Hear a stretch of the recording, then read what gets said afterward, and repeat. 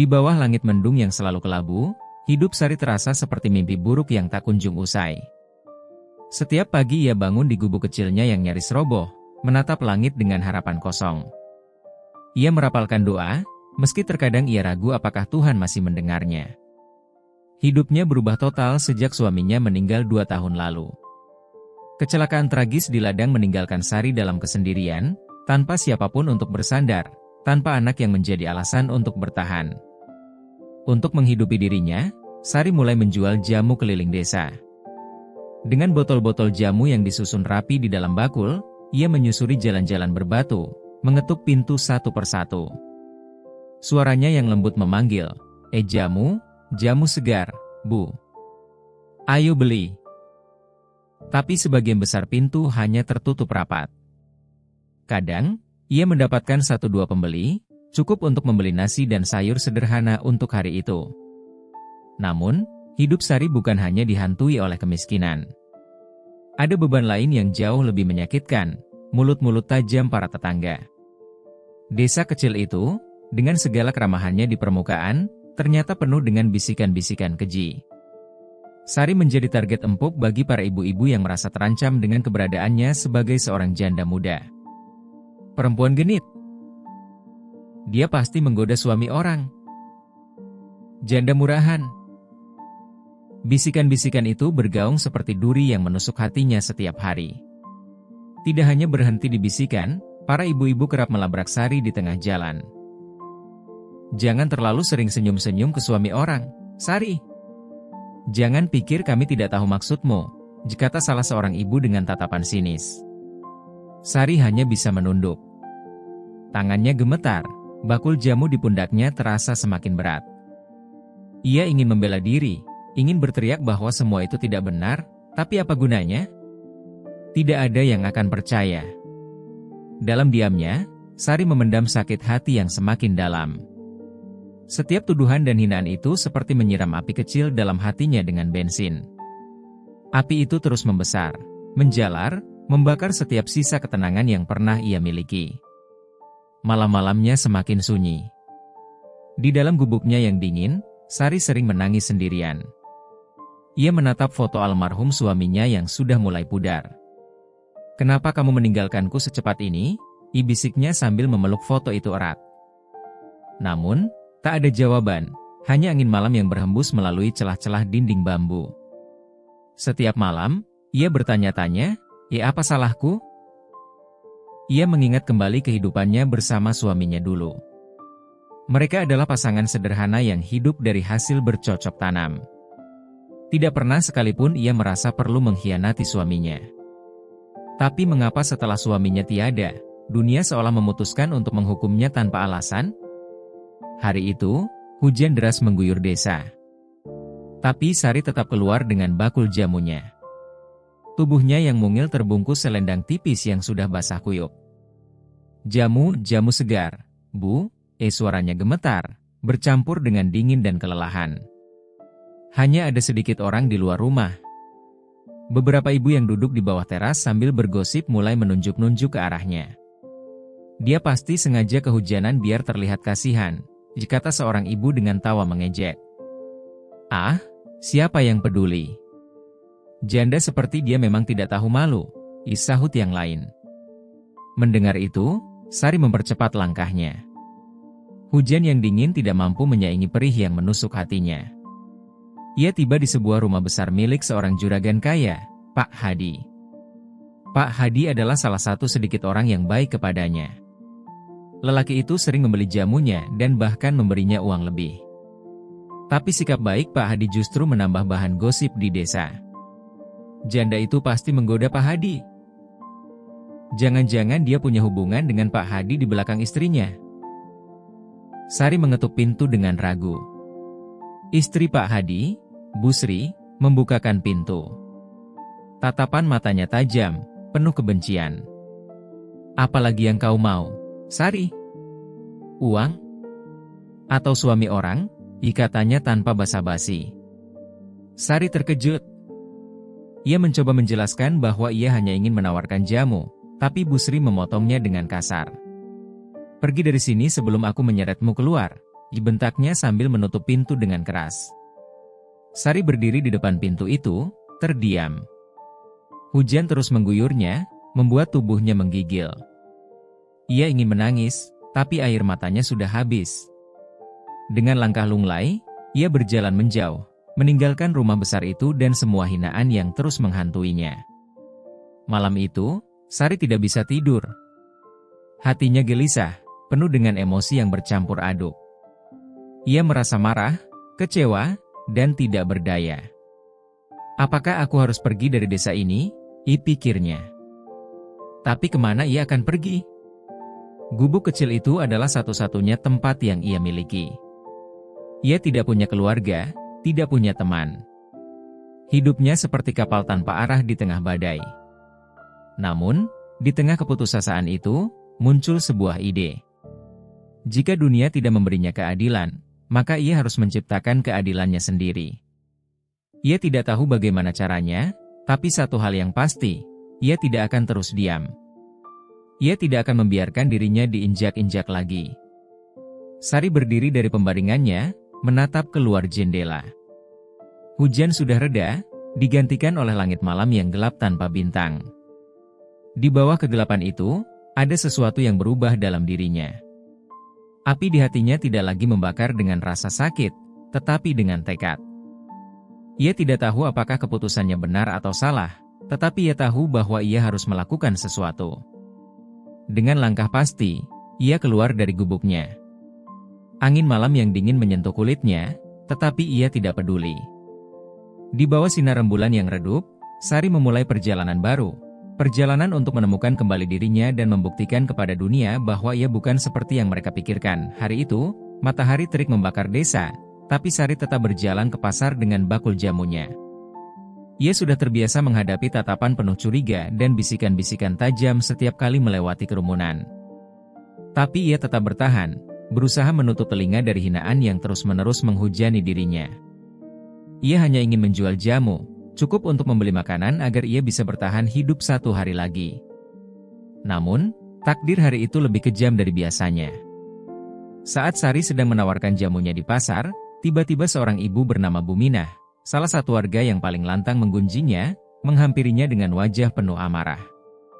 Tanpa aba-aba, Buminah menarik tangan Sari dengan kasar hingga bakul jamunya jatuh, botol-botol kaca pecah berserakan di tanah. Dasar perempuan tidak tahu malu. Kau berani menggoda suamiku? Teriak Buminah di tengah pasar, suaranya menggema hingga menarik perhatian orang-orang. Sari terkejut, bingung, dan tidak tahu harus berkata apa. Buminah, saya tidak pernah. Ia mencoba menjelaskan, tapi Buminah tidak memberi kesempatan. Jangan pura-pura bodoh, Sari. Aku tahu kau sering menatap suamiku ketika dia lewat, teriak Buminah lagi. Beberapa ibu-ibu lain mulai mendekat, wajah mereka penuh rasa ingin tahu dan kecaman. Astaga, ternyata benar ya, Sari menggoda suami orang, bisik salah satu dari mereka, dengan nada yang cukup keras untuk didengar. Pantas saja dia sering ke pasar, rupanya bukan untuk jualan jamu, tapi untuk cari mangsa, sahut yang lain. Kerumunan semakin besar, dan desas-desus mulai berkembang menjadi tuduhan-tuduhan yang semakin liar. Dia pasti juga menggoda Pak Hadi. Jangan-jangan dia sudah tidur dengan semua suami di desa ini. Sari hanya bisa berdiri di tengah kerumunan, tubuhnya gemetar. Kata-kata itu bagaikan cambuk yang menyayat harga dirinya. Buminah, dengan amarah yang memuncak, mengambil segenggam tanah dari jalan dan melemparkannya ke arah Sari. Ini balasan untukmu, perempuan murahan, katanya. Tanpa ragu, beberapa orang lain mengikuti perbuatannya. Sari dilempari dengan tanah, batu kecil, dan apapun yang ada di tangan mereka. Air mata mulai mengalir di pipi Sari, tapi ia tidak menangis keras. Ia hanya menunduk, membiarkan penghinaan itu menghujaninya tanpa perlawanan. Ia tahu, apapun yang ia katakan tidak akan mengubah apa-apa. Kerumunan itu haus akan drama, dan Sari adalah korban yang sempurna. Setelah merasa puas dengan penghinaan mereka, kerumunan perlahan bubar. Sari terduduk di tanah, tubuhnya kotor dengan tanah dan pakaian lusuhnya semakin compang-camping. Botol-botol jamunya yang pecah berserakan di sekitarnya, cairannya mengalir membentuk genangan kecil di tanah. Ia mencoba mengumpulkan sisa-sisa dagangannya, tapi tangannya gemetar terlalu hebat. Seorang pedagang tua, Pak Mukri, mendekatinya dengan wajah penuh simpati. "Sari, ayo pulang. Tidak ada gunanya melawan mereka. Dunia ini memang tidak adil untuk orang sepertimu," katanya sambil membantu Sari berdiri. Sari mengangguk pelan, air matanya masih mengalir. Ia merasa hancur, bukan hanya karena hinaan yang diterimanya, tetapi juga karena ia tidak tahu bagaimana caranya bertahan di dunia yang begitu kejam. Dengan langkah lunglai, ia berjalan pulang, meninggalkan pasar yang kini terasa seperti neraka baginya. Di perjalanan pulang, ia terus memikirkan apa yang baru saja terjadi. Hatinya dipenuhi rasa sakit, dendam, dan keputusasaan. Apa salahku? Mengapa mereka begitu membenciku? Pikirnya berulang kali. Ia ingin marah, ingin berteriak, ingin membalas, tapi ia tahu bahwa ia tidak punya kekuatan untuk melawan seluruh desa. Sesampainya di gubuk kecilnya, Sari duduk di lantai tanah yang dingin. Ia menatap bakul kosong yang sekarang tidak ada gunanya lagi. Haruskah aku pergi dari sini? Tapi kemana? Pikirnya.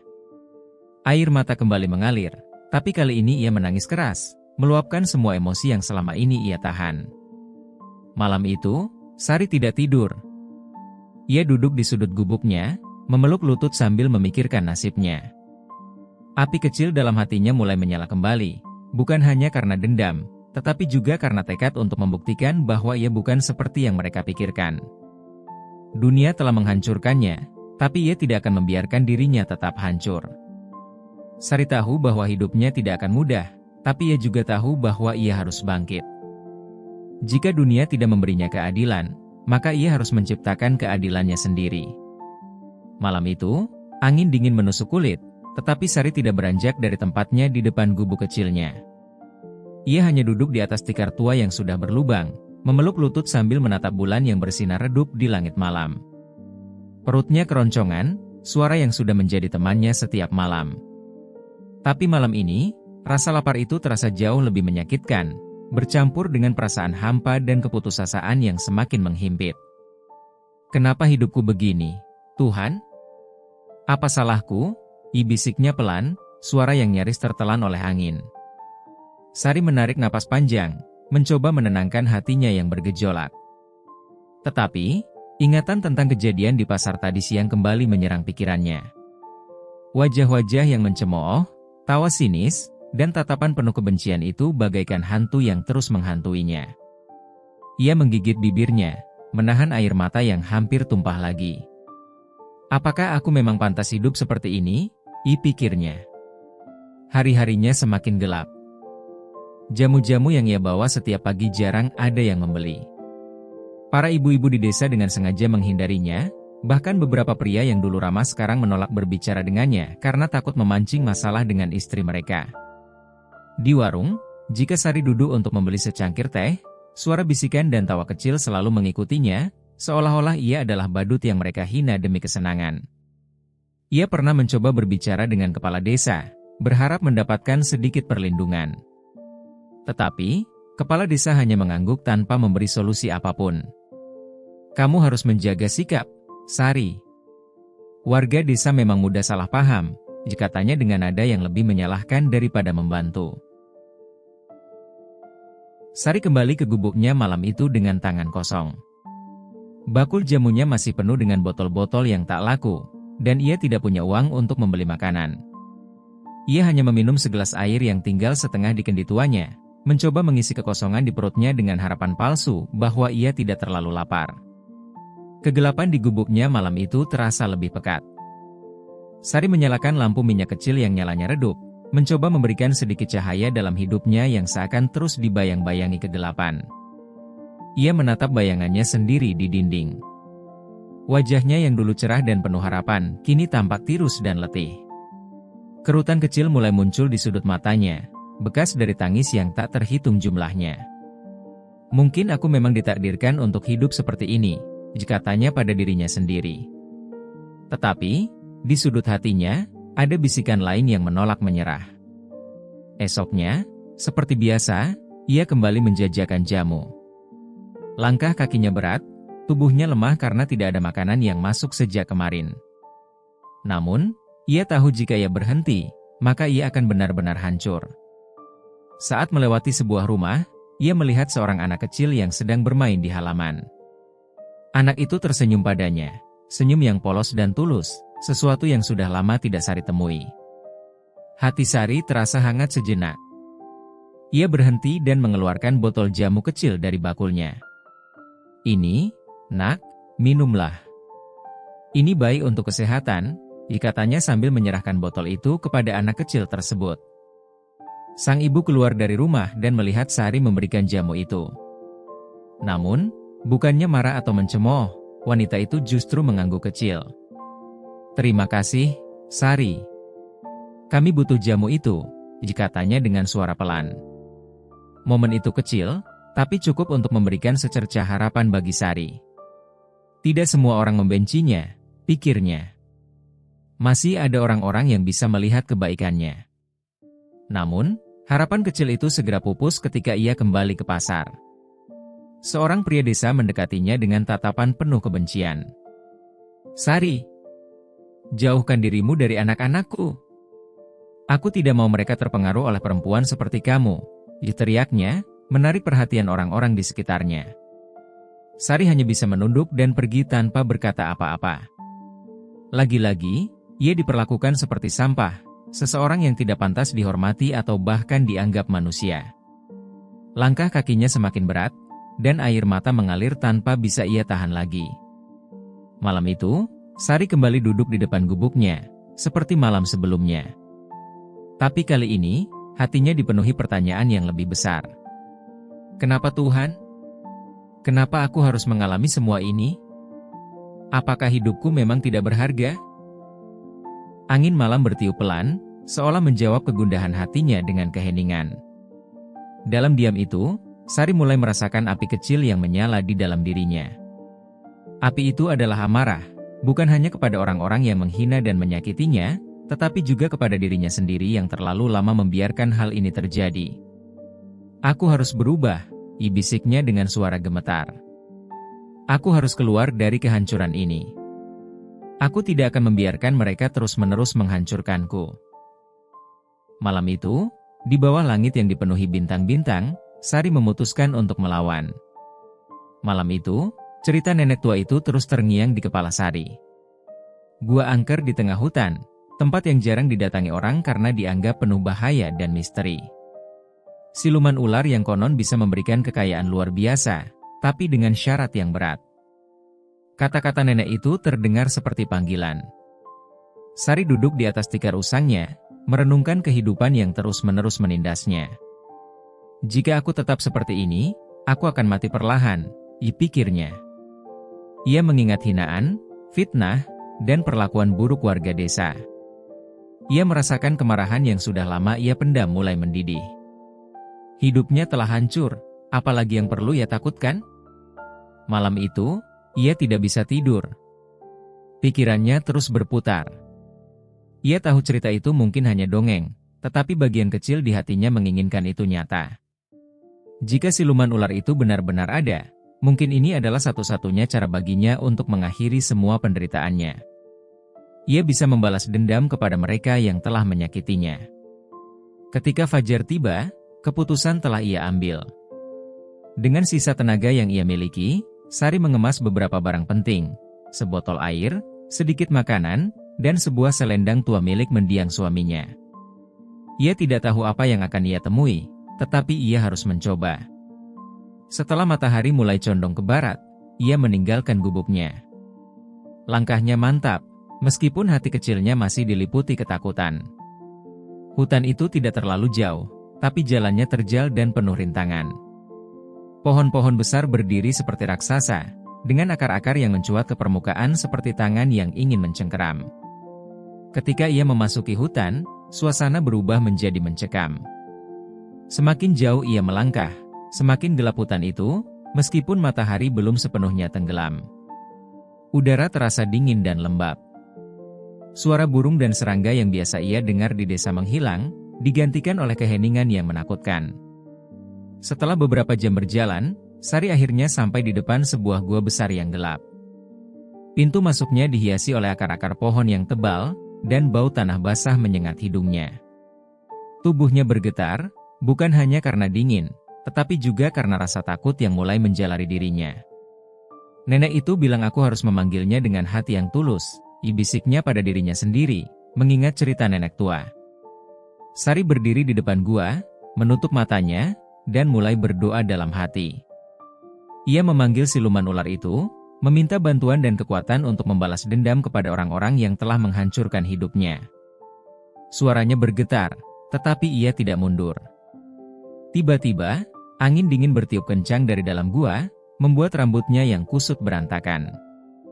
Mata Sari terbuka lebar ketika ia mendengar suara gemerisik, seperti sesuatu yang melata di atas tanah. Dari kegelapan gua, muncul sosok besar dengan sisik berkilauan. Seekor ular raksasa muncul, matanya merah menyala, dan lidahnya menjulur keluar dengan suara mendesis. "Siapa yang memanggilku?" Suara itu menggelegar, meskipun mulut ular itu tidak bergerak. Sari jatuh berlutut, tubuhnya gemetar hebat. Aku Sari," jawabnya dengan suara bergetar. "Aku datang untuk meminta bantuanmu." Ular itu melingkarkan tubuhnya, memandang Sari dengan tatapan tajam. "Kamu tahu konsekuensi dari meminta bantuanku?" Sari mengangguk, meskipun ia tidak sepenuhnya tahu apa yang akan ia hadapi. "Aku tidak peduli apapun syaratnya. Hidupku sudah hancur. Aku hanya ingin mereka yang telah menyakitiku merasakan penderitaan yang sama."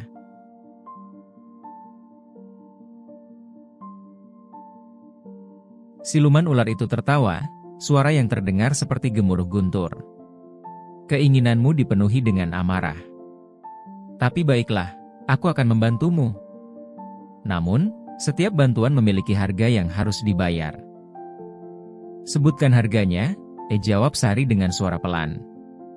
"Kamu akan mendapatkan kekuatan dan kekayaan yang luar biasa, tetapi jiwamu akan menjadi milikku. Kamu akan kehilangan kemanusiaanmu, dan tubuhmu akan menjadi wadah bagi amarah yang tak pernah padam," jawab ular itu. Sari terdiam sejenak, merenungkan kata-kata siluman itu. Tetapi, bayangan warga desa yang mencemooh dan menghina terus membakar hatinya. "Aku terima," katanya dengan tegas. Siluman ular itu membuka mulutnya, dan dari dalamnya keluar asap tebal yang perlahan-lahan mengelilingi tubuh Sari. Ia merasakan panas yang luar biasa, seperti tubuhnya terbakar dari dalam. Ia berteriak, tetapi suara itu tenggelam dalam kegelapan. Ketika ia membuka matanya lagi, ia merasa berbeda. Tangannya yang dulu lemah kini dipenuhi dengan kekuatan yang tidak pernah ia rasakan sebelumnya. Kulitnya terasa lebih dingin, dan ia merasakan sesuatu yang tajam di dalam dirinya. Kekuatan yang mengerikan. Siluman ular itu tersenyum. "Pergilah, dan penuhi keinginanmu.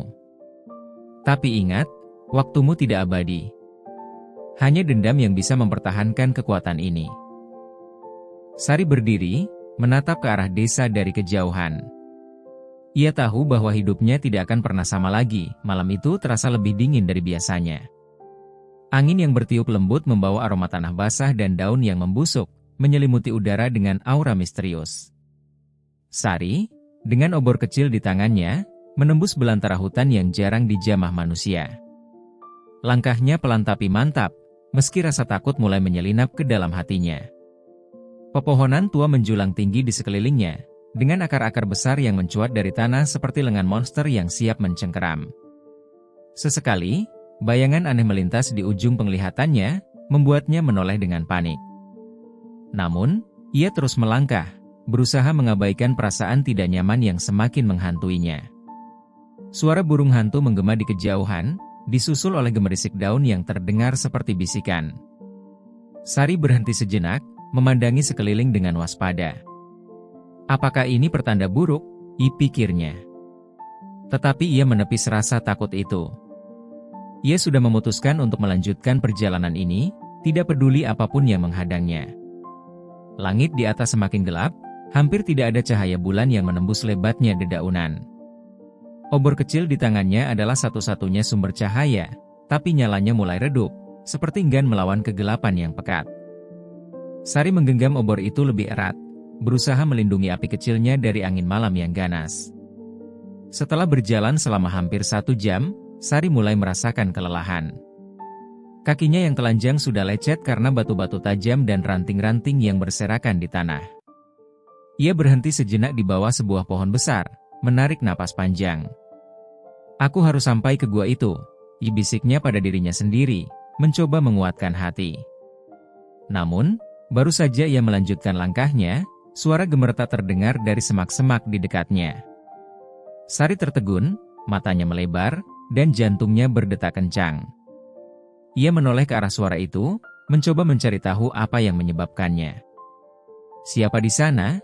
tanyanya dengan suara yang bergetar. Tidak ada jawaban, hanya keheningan yang semakin mencekam. Namun, dari balik kegelapan, sepasang mata kuning menyala muncul, menatapnya dengan tajam.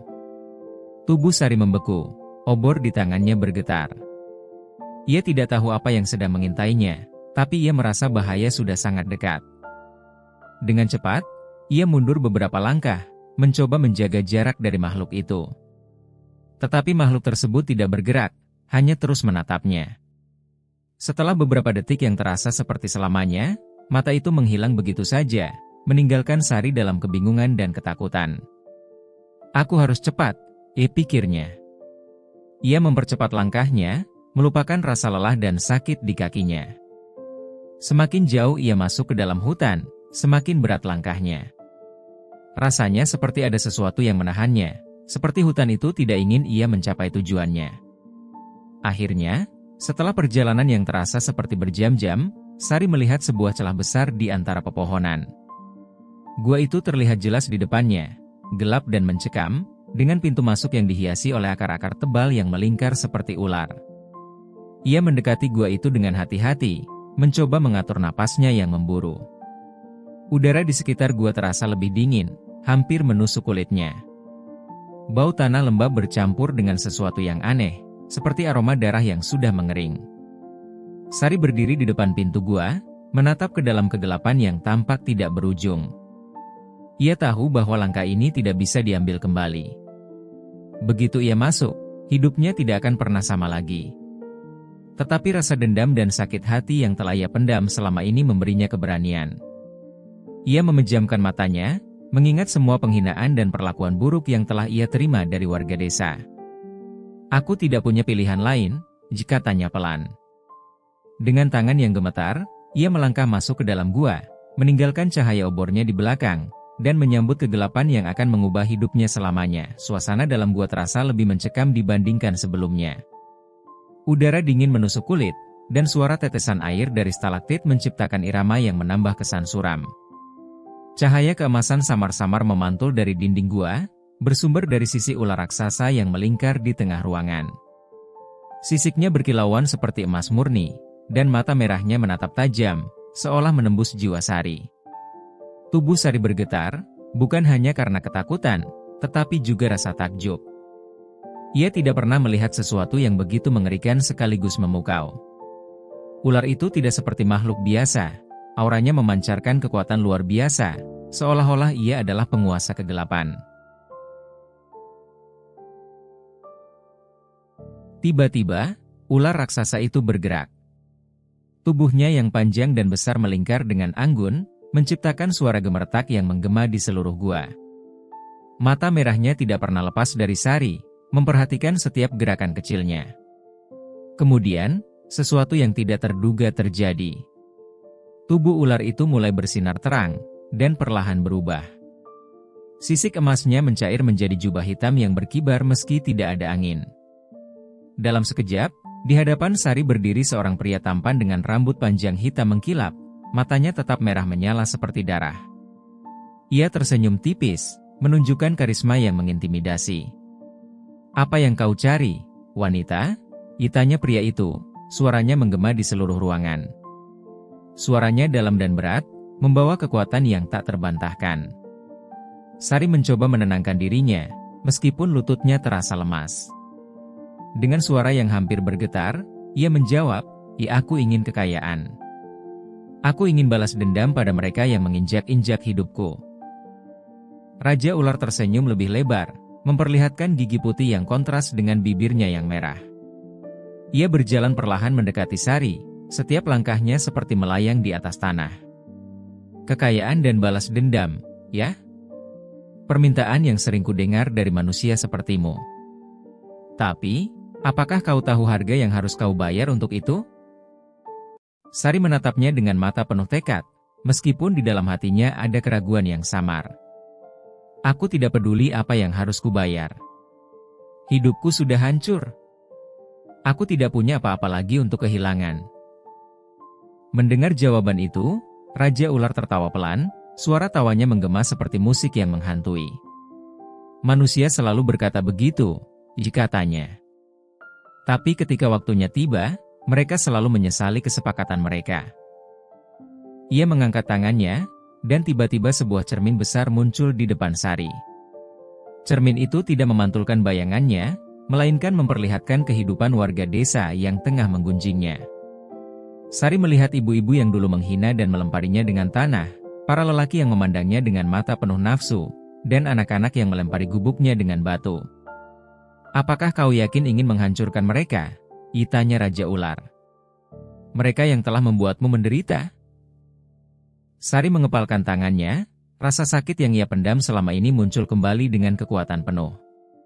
Ya, katanya dengan suara tegas.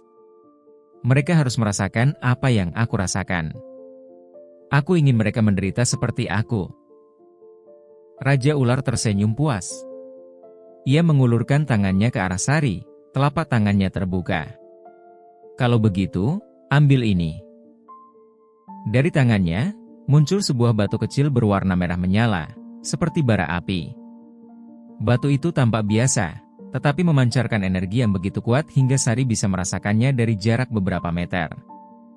Batu ini akan memberimu kekuatan untuk mengubah nasibmu, kata Raja Ular. Dengan ini, kau akan mendapatkan kekayaan yang tak terhingga, dan balas dendammu akan tercapai. Tetapi ingat, ada harga yang harus kau bayar. Sari menatap batu itu dengan mata penuh harap, tetapi ia tidak bisa mengabaikan rasa takut yang merayap di dalam dirinya. Apa harganya? Tanyanya. Raja Ular mendekatkan wajahnya ke arah Sari, matanya yang merah menyala kini terlihat lebih mengintimidasi. Harga itu adalah jiwamu, wanita muda. Ketika waktumu habis, kau akan menjadi milikku selamanya. Tidak ada jalan kembali. Sari terdiam, pikirannya berputar-putar.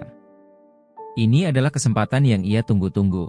Kesempatan untuk keluar dari kemiskinan, untuk membalas dendam kepada mereka yang telah menyakitinya. Tetapi, ia juga tahu bahwa ia akan kehilangan sesuatu yang sangat berharga, dirinya sendiri. Namun, rasa dendam yang membara di hatinya mengalahkan rasa takut itu. Dengan tangan gemetar, ia mengambil batu merah itu dari tangan Raja Ular. Begitu batu itu menyentuh kulitnya, sebuah panas luar biasa menjalar ke seluruh tubuhnya, seolah-olah batu itu menyalakan api dalam dirinya. Aku akan mengambil batu ini, kata Sari dengan suara penuh tekad. Aku akan membayar harganya jika itu berarti aku bisa mendapatkan apa yang aku inginkan. Raja Ular tertawa puas, matanya bersinar lebih terang. Bagus, katanya. Mulai sekarang, hidupmu akan berubah. Tapi ingat, waktu yang kau miliki terbatas. Gunakanlah dengan bijak, atau kau akan menyesal. Setelah itu, Raja Ular menghilang dalam sekejap, meninggalkan Sari sendirian di dalam gua. Batu merah itu kini bersinar di tangannya, dan untuk pertama kalinya, ia merasakan sesuatu yang belum pernah ia rasakan sebelumnya.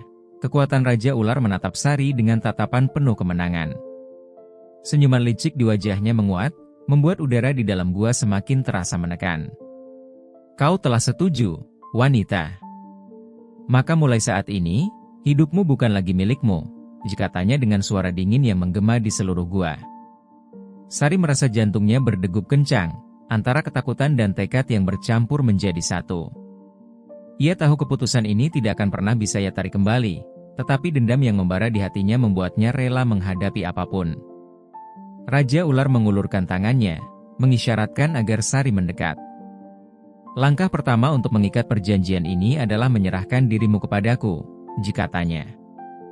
Sari melangkah maju dengan hati yang berat, tubuhnya gemetar. Namun, ia tidak mundur. Dengan penuh keberanian, ia berkata, aku siap. Aku akan menjadi pengantimu, asalkan kau memenuhi janjimu.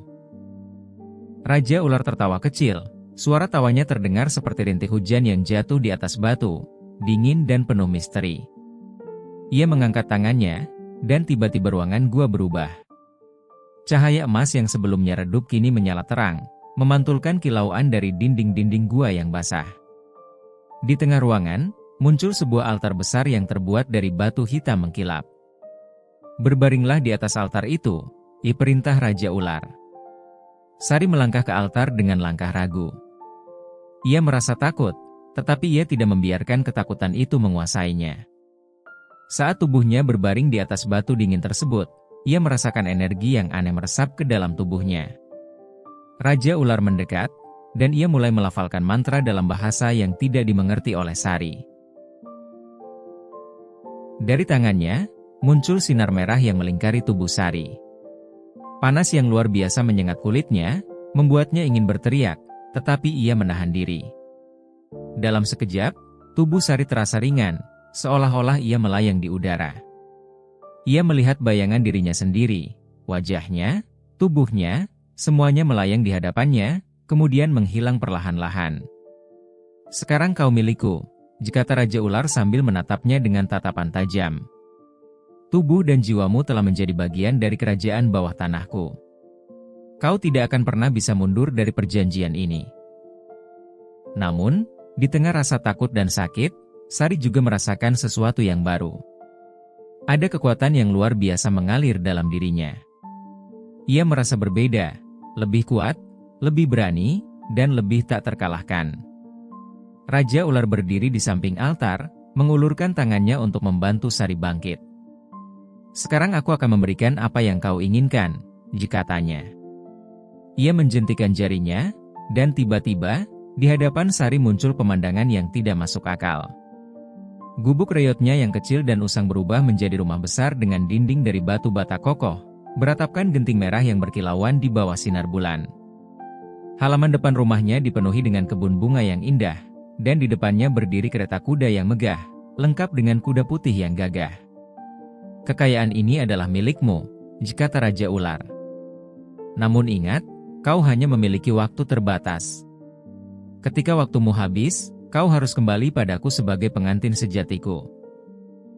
Sari berdiri di depan rumah barunya, hatinya bergejolak antara rasa senang dan ngeri. Ia akhirnya mendapatkan apa yang ia inginkan, tetapi ia juga tahu bahwa harga yang harus ia bayar akan datang dengan konsekuensi yang mengerikan. Malam itu, Sari kembali ke desa dengan kereta kudanya yang megah. Warga desa yang sebelumnya mencaci makinya kini tertegun melihat perubahan luar biasa dalam hidup Sari. Mereka hanya bisa menatap dengan penuh rasa iri dan kebingungan. Namun, bagi Sari, kebahagiaan itu bukan hanya soal kekayaan. Ia menatap rumah-rumah mereka dengan senyum dingin, mengingat bagaimana mereka telah menghancurkan hidupnya.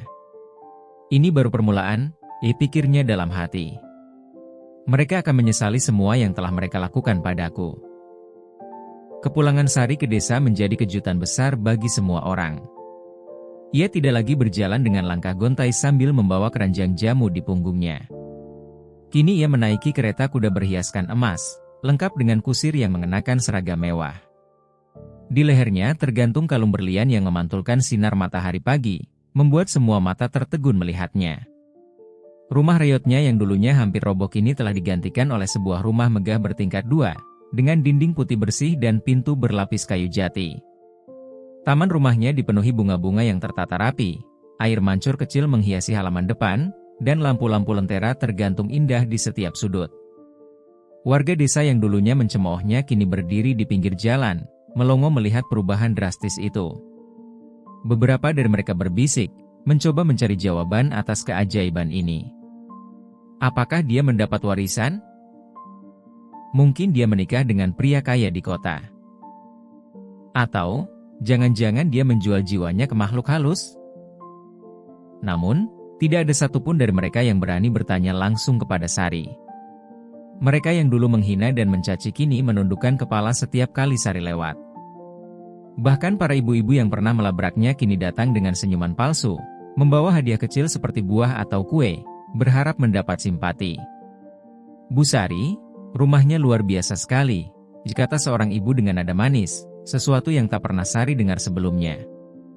Kalau butuh bantuan apapun, jangan sungkan bilang, ya. Sari hanya tersenyum tipis, menatap ibu itu dengan pandangan tajam yang membuatnya merasa kecil. Terima kasih, jawab Sari singkat, lalu melangkah masuk rumahnya tanpa mempedulikan mereka lebih jauh. Perubahan sikap warga. Dalam waktu singkat, Sari menjadi pusat perhatian desa. Warga yang dulunya memfitnah dan menghina kini berlomba-lomba mendekatinya. Para ibu mencoba membangun hubungan baik, para pria memandangnya dengan penuh kekaguman, dan anak-anak kecil berlarian di halaman rumahnya, terpesona oleh keindahannya. Namun, Sari tidak melupakan bagaimana mereka memperlakukannya sebelumnya. Ia menerima keramahan mereka dengan senyum dingin, tetapi hatinya dipenuhi dendam yang belum padam. Suatu hari, ia mengadakan pesta besar di rumah barunya, mengundang seluruh warga desa. Meja-meja panjang dipenuhi makanan mewah, nasi kuning, daging panggang, kue-kue manis, dan buah-buahan yang menggiurkan. Semua orang datang dengan pakaian terbaik mereka, berharap mendapatkan perhatian Sari. Terima kasih sudah datang, kata Sari dengan suara lembut, berdiri di depan pintu rumahnya yang megah. Saya hanya ingin membalas semua kebaikan kalian selama ini. Kata-kata itu membuat beberapa orang menelan ludah, merasa tersindir. Namun, tidak ada yang berani menanggapi. Mereka hanya tertawa kecil, menganggap itu sebagai lelucon. Rasa dendam yang memuncak. Sari mulai menggunakan kekayaannya untuk mengendalikan desa. Ia meminjamkan uang kepada warga yang membutuhkan, tetapi dengan bunga tinggi yang sulit dilunasi. Banyak yang akhirnya kehilangan tanah atau rumah mereka karena tidak mampu membayar utang. Bu Sari, tolong beri kami waktu lebih lama, dipinta seorang pria tua yang kehilangan sawahnya karena utang. Sari hanya menatapnya dengan senyum dingin. Saya hanya memberikan apa yang kalian layak dapatkan, katanya singkat, lalu meninggalkan pria itu tanpa rasa belas kasihan. Di sisi lain, para ibu yang dulu sering memfitnahnya kini datang menawarkan putri-putri mereka untuk menjadi pembantu di rumahnya, berharap mendapat upah yang layak. Namun, Sari memperlakukan mereka dengan ketat, seringkali membuat mereka bekerja dari pagi hingga malam tanpa istirahat. Kehadiran Sari yang dulu dianggap hina kini menjadi sesuatu yang menakutkan. Kekayaan dan kekuasaannya mengubah desa itu menjadi tempat di mana ia memegang kendali penuh. Namun, di balik senyum dinginnya, Sari merasakan kehampaan yang mendalam. Pertemuan dengan Raja Ular. Malam itu, saat ia duduk di balkon rumahnya, menikmati pemandangan desa yang kini tunduk padanya, Sari mendengar suara mendesis yang familiar. Ketika ia menoleh, sosok Raja Ular muncul di hadapannya, berdiri di atas pagar balkon dengan mata merah menyala. Sudah puas, wanita? Tanya Raja Ular dengan nada tajam. Sari terdiam. Aku punya segalanya sekarang, jawabnya pelan. Tapi kenapa rasanya masih kosong? Raja Ular tertawa, suaranya menggema seperti guntur. Kekayaan tidak akan pernah bisa menghapus rasa sakit di hatimu, Sari. Kau telah memilih jalan ini, dan waktumu hampir habis. Sari merasa dadanya berdebar. Apa maksudmu? Kau tahu apa syarat perjanjiannya? Jawab Raja Ular sambil mendekat. Ketika waktumu habis, kau akan kembali padaku, bukan sebagai manusia, tetapi sebagai pengantinku di dunia kegelapan. Mata Sari membelalak. Ia menyadari bahwa dendam dan ambisinya telah membawanya ke jurang kehancuran yang lebih dalam. Pilihan yang sulit. Kini, Sari dihadapkan pada pilihan yang sulit. Apakah ia akan menyerahkan dirinya sepenuhnya kepada Raja Ular, atau mencari cara untuk menebus kesalahannya sebelum terlambat? Di tengah malam yang sunyi, Sari duduk termenung, merasakan beban keputusan yang harus ia buat. Seminggu setelah kepulangan Sari dengan kekayaannya yang tiba-tiba, desa yang tadinya tenang berubah menjadi tempat penuh teror. Ular-ular berbisa mulai muncul tanpa kendali. Tidak hanya di hutan atau sawah, kini ular-ular itu masuk ke dalam rumah warga, meliuk-liuk di tempat tidur, menyelinap di dapur, dan merayap di sudut-sudut yang tidak terduga. Sawah-sawah yang menjadi sumber kehidupan desa rusak parah. Para petani tidak berani turun ke ladang, takut akan serangan ular yang tampaknya ada di setiap sudut. Hasil panen yang seharusnya bisa menjadi makanan dan penghasilan bagi mereka terancam gagal total. Petaka pertama menimpa seorang petani tua bernama Pak Marman. Ia pergi ke sawah pagi-pagi untuk memeriksa padinya, tetapi tidak pernah kembali. Warga yang curiga mendapati tubuhnya tergeletak di pematang sawah. Kulitnya membiru, matanya terbuka lebar, dan di samping tubuhnya tergeletak seekor ular kobra besar yang masih menggeliat, meskipun sudah terluka akibat cangkul Pak Marman. "Pak Marman mati," teriak seorang pemuda yang pertama kali menemukannya. Dalam waktu singkat, kabar itu menyebar ke seluruh desa. Ketakutan semakin menjadi-jadi ketika, sehari setelah itu, seorang anak kecil digigit ular di halaman rumahnya. Anak itu bermain sendirian ketika tiba-tiba seekor ular hijau kecil melilit pergelangan kakinya dan menggigitnya. Orang tuanya berlari panik ke rumah dukun desa, tetapi nyawa si anak tidak bisa diselamatkan. Tangisan memilukan terdengar dari rumah keluarga itu, menggemakan suasana duka di seluruh desa. Warga mulai panik. Suasana desa berubah menjadi tegang dan mencekam. Tidak ada yang berani keluar rumah setelah matahari terbenam. Anak-anak dipaksa tinggal di dalam rumah, ladang-ladang dibiarkan begitu saja, dan para lelaki berjaga-jaga dengan tongkat dan parang, bersiap menghadapi ular yang mungkin muncul tiba-tiba. Kerumunan di balai desa. Dalam ketakutan yang memuncak, warga desa akhirnya berkumpul di balai desa untuk membahas apa yang sebenarnya terjadi. Balai desa yang biasanya sepi kini dipenuhi oleh suara orang-orang yang bingung dan penuh kecemasan. "Apa ini kutukan? Apa desa kita sedang dilaknat?" tanya seorang pria parubaya dengan suara gemetar. "Ini bukan kejadian biasa," tambah seorang ibu sambil memeluk erat anaknya. "Saya lahir di desa ini, dan tidak pernah ada ular sebanyak ini sebelumnya." Dukun desa, seorang pria tua yang dihormati oleh warga, berdiri di tengah kerumunan. Dengan tongkat kayu di tangannya, ia mencoba menenangkan massa yang gelisah. "Warga desa, dengarkan aku," katanya dengan suara berat. "Aku merasa ada sesuatu yang salah. Ini bukan peristiwa alam biasa. Ada yang membawa energi buruk ke desa ini." Kata-kata dukun itu membuat suasana semakin tegang. Warga mulai saling memandang, mencoba mencari siapa yang mungkin bertanggung jawab atas musibah ini. "Bukankah semua ini terjadi setelah Sari kembali ke desa?" bisik seorang pria, cukup keras sehingga terdengar oleh beberapa orang di sekitarnya. "Iya," sahut seorang wanita. "Dia kembali dengan kekayaan tiba-tiba, dan sejak itu ular-ular ini mulai bermunculan." Bisikan-bisikan itu dengan cepat menyebar seperti api yang menyambar rumput kering. Dalam waktu singkat, perhatian seluruh kerumunan tertuju pada rumah Sari yang megah di tengah desa. "Dia pasti ada hubungannya dengan ini," teriak seorang pria dengan nada penuh emosi. "Benar. Dari mana dia mendapatkan kekayaannya? Jangan-jangan dia membuat perjanjian dengan sesuatu yang jahat," ditambah seorang wanita dengan nada curiga. Namun, beberapa warga masih ragu. "Kita tidak punya bukti," kata seorang pria tua. "Bagaimana kalau ini hanya kebetulan? Kalau kita tidak melakukan apa-apa, desa kita akan hancur," seru seorang ibu muda. Air matanya mengalir karena kehilangan anaknya yang digigit ular. Dukun desa mengangkat tangannya, meminta semua orang untuk diam. "Kita harus berhati-hati," katanya. "Jika Sari memang ada hubungannya dengan ini, maka kita harus mencari tahu kebenarannya. Tapi jangan bertindak gegabah." Meskipun dukun desa berusaha meredam emosi, kecurigaan warga terhadap Sari terus meningkat. Banyak yang mulai berjaga-jaga di sekitar rumahnya, mengawasi gerak-geriknya dari kejauhan.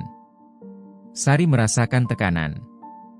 Di dalam rumahnya yang besar, Sari menyadari bahwa sesuatu sedang terjadi. Ia bisa merasakan tatapan penuh kebencian dari warga yang mulai berkumpul di luar pagar rumahnya. Suara bisikan-bisikan dari luar terdengar seperti cambukan di hatinya. Sari duduk sendirian di ruang tamu, memandangi perhiasan emas yang berserakan di meja. Kekayaan yang dulu ia impikan kini terasa hambar. Dalam hatinya, ia tahu bahwa teror ular ini adalah akibat dari kesepakatannya dengan Raja Ular. "Apakah aku membuat kesalahan?" bisiknya pada dirinya sendiri, suaranya nyaris tak terdengar. Tapi bayangan perlakuan kejam warga desa terhadapnya sebelum ia mendapatkan kekayaan membuat hatinya kembali keras. "Mereka pantas merasakan ini," gumamnya. "Mereka harus tahu rasanya dihancurkan." Namun, meskipun ia mencoba meyakinkan dirinya sendiri, rasa bersalah tetap menghantui. Setiap kali ia mendengar kabar tentang korban baru, perasaan itu semakin menekan dadanya. Sari tahu bahwa waktu tidak akan berpihak padanya. Warga desa akan segera menuntut jawaban, dan ia tidak tahu apa yang harus ia lakukan. Pagi itu, suasana desa semakin mencekam. Ketakutan yang dirasakan warga kini berpadu dengan kemarahan yang mulai membara. Semua hal buruk yang terjadi di desa seakan-akan mengarah pada satu nama, Sari. Warga yang sebelumnya hanya merasa cemas kini mulai berani menuding dengan lebih keras. Di sebuah rumah kecil, beberapa ibu desa berkumpul di depan pintu. Mereka berbicara dengan suara parau, suara yang penuh kecemasan dan kecurigaan. "Dia pasti berbuat sesuatu yang jahat," ujar seorang wanita parubaya sambil menatap rumah megah Sari dari kejauhan. "Lihat saja, sebelumnya dia miskin, tak punya apa-apa. Tapi sekarang, kekayaannya luar biasa. Tak ada yang bisa memberi penjelasan lain selain pesugihan." "Betul sekali. Semua ular ini pasti akibat perbuatannya," sahut seorang ibu lainnya dengan tatapan marah. "Perempuan itu sudah pasti berurusan dengan jin, dengan hal-hal kotor. Tidak ada yang lebih logis selain itu." Warga yang berkumpul semakin ramai, dan bisik-bisik tentang Sari semakin terdengar di seluruh desa. Setiap kali ular berbisa muncul dan ada korban, warga semakin yakin bahwa Sarilah penyebabnya. Dalam pandangan mereka, tidak mungkin ada penjelasan rasional yang bisa membenarkan semua ini selain dugaan bahwa Sari telah meminta bantuan makhluk halus. Pencarian bukti. Dalam beberapa hari setelah kemunculan ular-ular tersebut, warga desa mulai bergerak mencari bukti. Mereka tidak lagi diam, tidak lagi pasrah pada takdir. Mereka mulai menyelidiki rumah Sari dengan harapan menemukan sesuatu yang bisa mengonfirmasi dugaan mereka. Pada suatu malam, sekumpulan pria desa berkumpul dengan tekad bulat. "Kita harus memeriksa rumahnya," kata seorang pria yang dianggap paling berani. "Ada sesuatu yang tidak beres.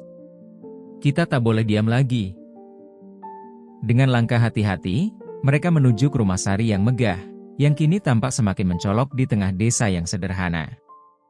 Mereka merunduk, menghindari perhatian, dan berusaha mengendap-endap ke belakang rumah.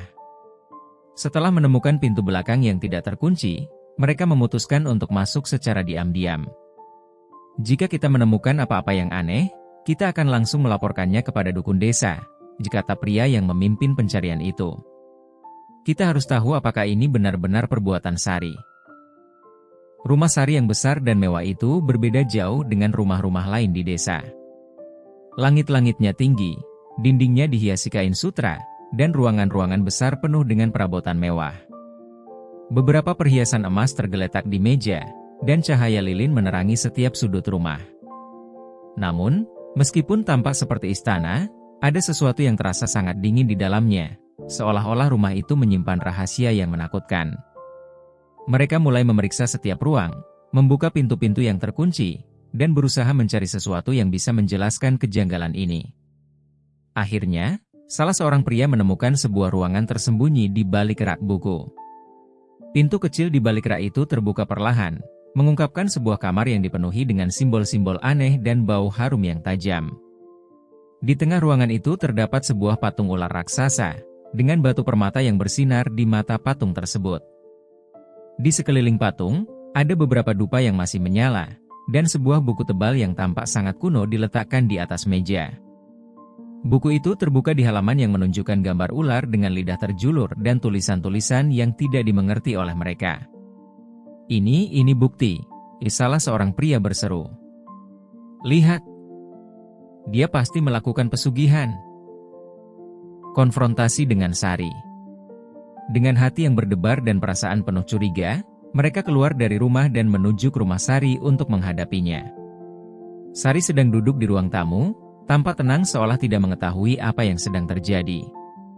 Tetapi saat mereka memasuki ruangan itu, ia bisa merasakan ketegangan di udara. "Perempuan jahat," teriak salah satu pria. "Kami tahu tentang pesugihanmu. Semua ular-ular ini adalah akibat perbuatanmu." Sari menatap mereka, matanya tajam dan penuh kebencian. "Apa yang kalian bicarakan?" "Semua ini hanya kebetulan," jawabnya, berusaha tetap tenang meskipun dalam hatinya gelisah. Namun, warga tidak bisa dipadamkan.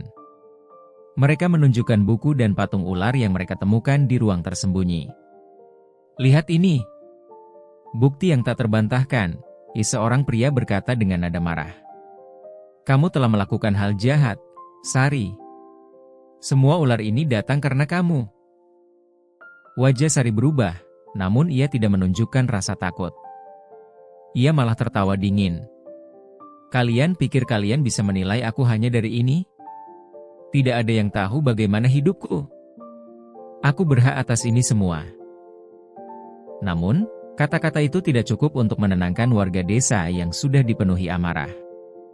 Mereka mulai mendekat, dan beberapa dari mereka mulai berteriak meminta agar Sari dihukum. "Dia harus dihukum. Kita tidak bisa membiarkan dia mengotori desa kita." Di tengah kekacauan itu, Sari tahu bahwa waktu untuk melarikan diri sudah hampir habis. Ia bisa merasakan bahwa ancaman terhadap dirinya semakin nyata. Pagi itu, desa yang biasanya tenang kini dipenuhi dengan keramaian yang mencemaskan. Warga yang sebelumnya hanya berbisik-bisik kini berjalan dengan langkah pasti menuju rumah Sari, membawa obor dan senjata tajam. Mereka sudah muak, sudah lelah dengan teror yang menimpa desa. Kematian seorang petani dan luka-luka akibat gigitan ular pada anak kecil yang baru saja terjadi adalah titik puncak dari rasa takut yang telah menguasai mereka selama seminggu terakhir. "Ini sudah terlalu jauh," teriak salah satu pria, tangannya menggenggam sebilah parang. "Kita harus selesaikan semua ini." Mereka bergerak cepat, tidak ada lagi keraguan di mata mereka. Obor-obor yang mereka bawa menyala terang, memantulkan cahaya merah yang menakutkan ke seluruh jalan. Seakan malam datang lebih cepat, suasana yang mencekam menyelimuti desa. Mereka tahu bahwa tidak ada yang bisa menghentikan amarah mereka sekarang. Sari yang tengah duduk di ruang tamu rumah megahnya terkejut mendengar suara langkah kaki yang mendekat. Ketika ia melangkah ke jendela dan melihat kerumunan yang membawa obor dan senjata tajam, hatinya berdegup kencang. Ia tahu, saat ini tak ada lagi tempat untuk bersembunyi. Warga desa yang dulu ia anggap hina kini berbalik, menyusuri jalan dengan kemarahan yang membara. "Ini pasti karena ular-ular itu," salah seorang wanita di kerumunan berteriak, tangannya menunjuk rumah Sari. "Dia yang membawa malapetaka ini. Kami tidak bisa membiarkan dia terus hidup seperti ini." Mata Sari terbuka lebar, namun ia tetap tegap berdiri. Ia tahu ini adalah saat yang sulit, tapi ia tak bisa lari. Di dalam dirinya, kebencian dan dendam yang sudah berakar sejak lama telah mengalahkan rasa takutnya.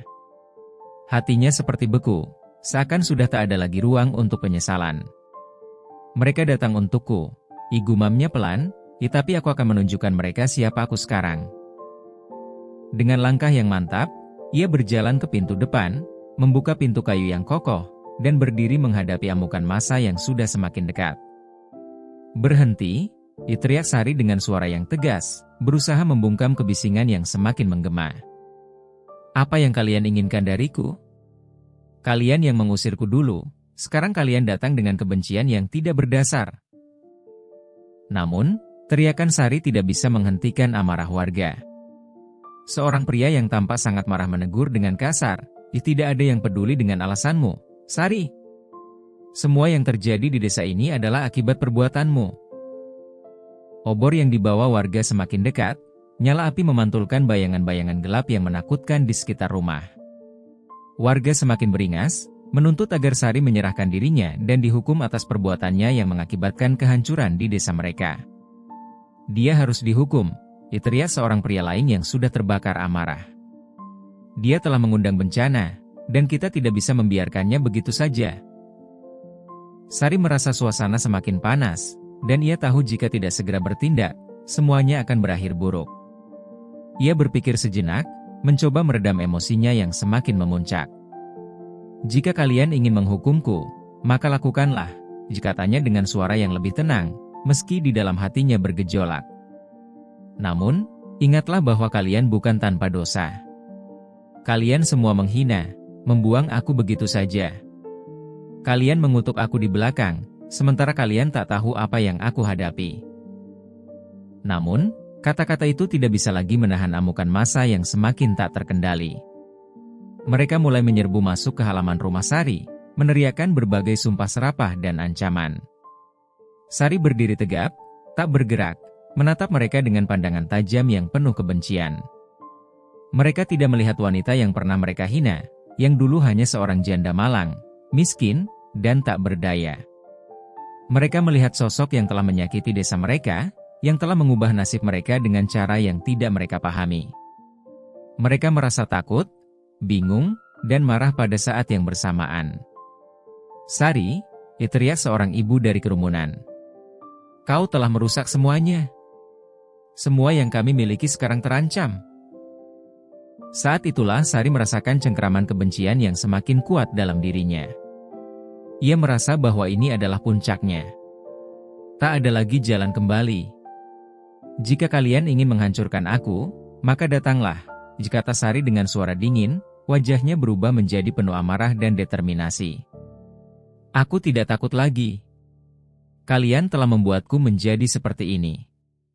Sekarang, kalian akan merasakan akibatnya." Sari melangkah mundur, masuk ke dalam rumah megahnya yang sekarang terasa begitu asing.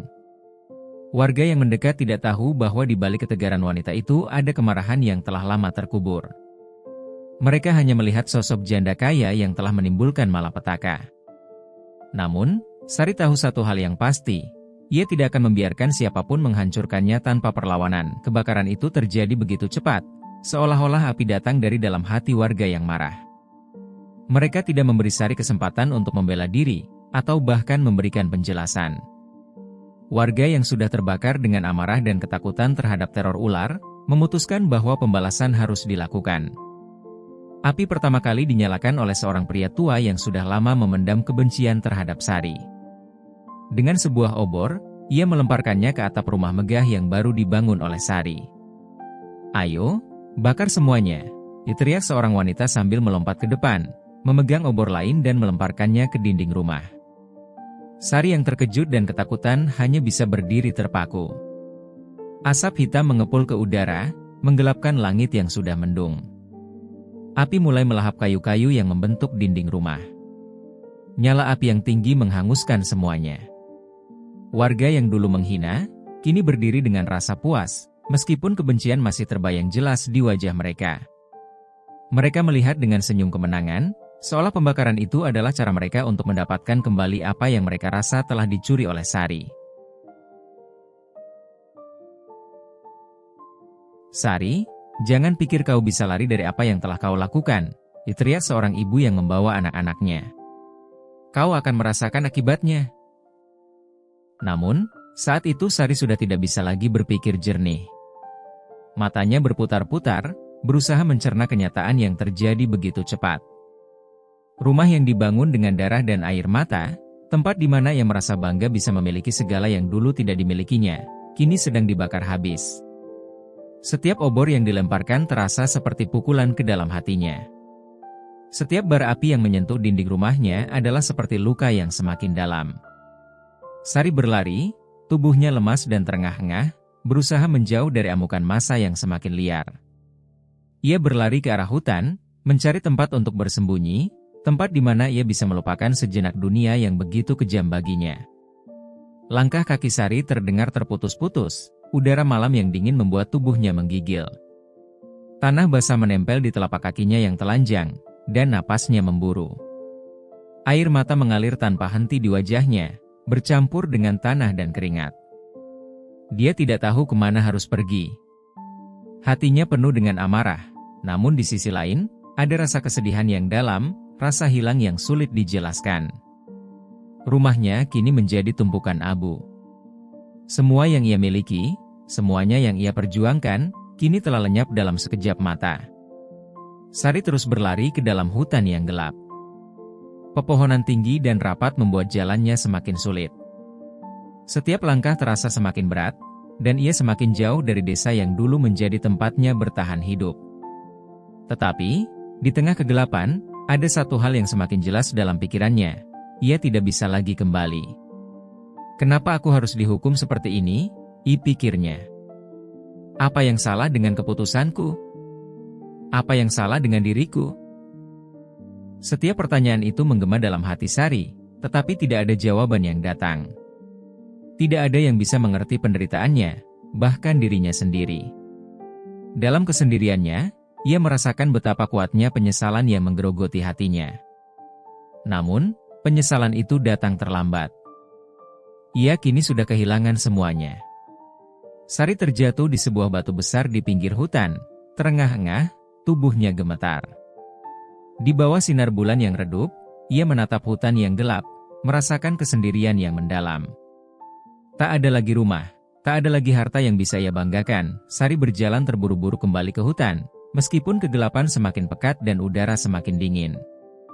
Ia merasakan tubuhnya semakin lelah, namun tekadnya tetap membara. Langkahnya tidak teratur, namun ia tahu bahwa satu-satunya tempat yang bisa memberinya sedikit harapan adalah gua yang dahulu ia kunjungi, tempat ia berjanji pada Raja Ular untuk mendapatkan kekayaan yang diinginkannya. Setiap langkahnya terasa berat, dan pikirannya dipenuhi dengan kegelisahan. Ia tahu bahwa ia tidak bisa kembali ke desa, tempat yang kini hanya menyisakan kepahitan dan penyesalan. Apa yang dulu ia banggakan kini hanya menjadi tumpukan abu. Ia merasa seperti wanita yang terperangkap dalam lingkaran setan, dendam yang akhirnya mengubah segalanya menjadi kehancuran. Ketika akhirnya ia tiba di gua, suasana terasa berbeda. Gua itu seolah menunggu kedatangannya. Udara di dalamnya terasa lebih dingin, dan bayangan besar menutupi ruang di sekitar Sari. Ia merasa ketakutan, namun ia tidak bisa mundur lagi. Ia berlutut di depan gua yang gelap, merasakan setiap detik ketegangan yang menyesakkan dadanya. "Raja Ular, tolong aku," desa Sari dengan suara gemetar, matanya basah dengan air mata yang belum sempat ia hapus. "Apa yang harus aku lakukan? Aku telah kehilangan semuanya." Tak lama kemudian, suara yang familiar terdengar dari dalam gua, seperti sebuah gema yang datang dari kedalaman hati yang gelap. Raja Ular muncul dari kegelapan, menjelma menjadi pria tampan dalam balutan jubah hitam yang berkilau. Mata merahnya menatap tajam ke arah Sari yang sedang berlutut. Di balik tatapan itu, ada sesuatu yang menyeramkan dan penuh kehampaan. "Kenapa kau datang, wanita?" Suara Raja Ular itu dalam dan menggetarkan. "Bukankah ini yang kau inginkan? Kekayaan dan balas dendam?" Sari terisak, matanya yang bengkak menatap Raja Ular dengan kesedihan yang mendalam. "Aku salah. Aku merasa semuanya hilang begitu cepat. Aku tidak tahu harus bagaimana. Apa yang telah kulakukan telah menghancurkan hidupku, dan aku merasa kosong.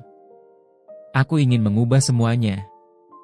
Aku ingin kembali ke jalan yang benar."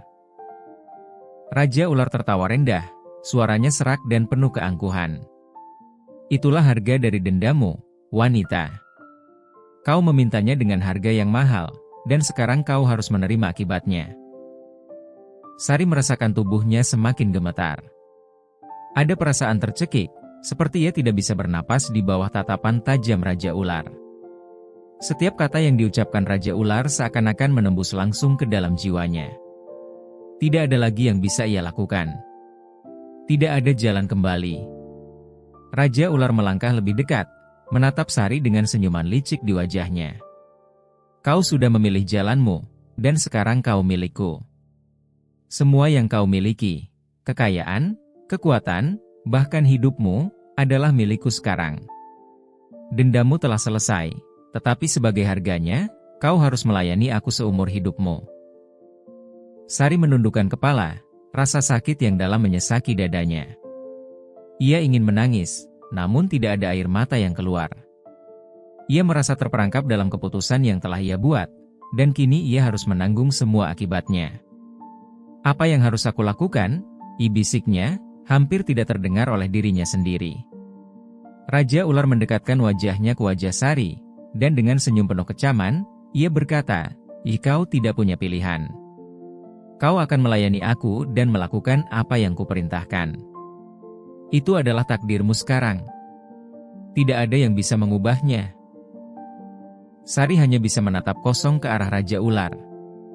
Semua yang telah terjadi terasa begitu nyata, begitu mengerikan. Keinginan untuk balas dendam telah mengubahnya menjadi sosok yang tidak lagi mengenali dirinya sendiri. Ia telah menyerahkan tubuh dan jiwanya pada makhluk yang tidak akan pernah memberinya apa-apa selain penderitaan yang tak berkesudahan. Setelah perjalanan panjang yang penuh ketegangan dan kegelisahan, Sari akhirnya dibawa ke dunia bawah tanah yang tidak pernah ia bayangkan sebelumnya. Dunia yang gelap, penuh dengan dinding batu yang dingin dan udara yang berat, seolah menelan setiap harapan yang pernah ia miliki. Di sana, ia tidak lagi menjadi wanita sederhana yang berjualan jamu di desa. Kini, ia hidup dalam kemewahan, dengan istana megah yang terbuat dari batu hitam berkilau, dan perhiasan yang membalut tubuhnya, yang dulunya ia impikan. Namun, meskipun segala kemewahan itu ada di sekitarnya, Sari tidak pernah merasa bahagia. Semua yang ia dapatkan terasa kosong. Ular-ular raksasa berkeliling di sekitar istananya, memberikan perlindungan, tetapi juga mengingatkannya pada harga yang harus ia bayar. Raja Ular, yang dahulu tampak menawan dan penuh pesona, kini hanya menjadi penguasa yang tak terjangkau, suatu makhluk yang tidak memberinya kasih sayang, hanya perintah dan pengawasan. Hari-hari Sari di dunia bawah tanah penuh dengan kesendirian. Ia terkurung dalam keindahan yang tidak bisa ia nikmati. Kekayaan yang begitu melimpah, yang dulu ia dambakan, kini terasa seperti belenggu yang membelenggu jiwanya. Ada waktu ketika ia merenung dalam keheningan, terjaga sepanjang malam, mengenang masa lalu yang penuh dengan harapan dan kebebasan. Di dunia bawah tanah itu, ia menjadi ratu, tetapi ratu yang terperangkap, tidak memiliki kekuatan atau kebebasan untuk mengubah nasibnya. Ia hidup dalam kemewahan, tetapi selalu dikelilingi oleh bayang-bayang gelap dari keputusan-keputusan yang telah ia buat. Setiap kali ia menatap cermin, ia tidak lagi mengenali dirinya sendiri. Wajahnya yang dulu penuh dengan harapan kini dipenuhi dengan penyesalan, dan hatinya yang dulu penuh dengan semangat hidup kini terasa kosong.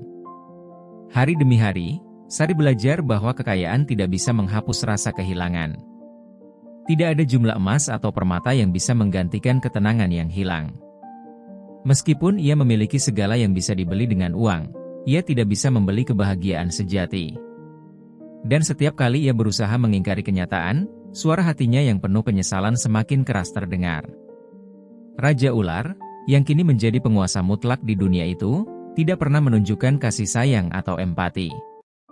Ia memerintah dengan keras, dengan tangan besi yang mengekang Sari, mengingatkannya akan harga yang harus ia bayar.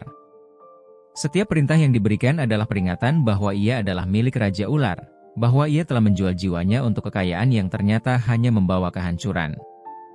Kisah Sari menjadi legenda yang menakutkan, sebuah peringatan bagi mereka yang membiarkan amarah dan dendam menguasai hati mereka.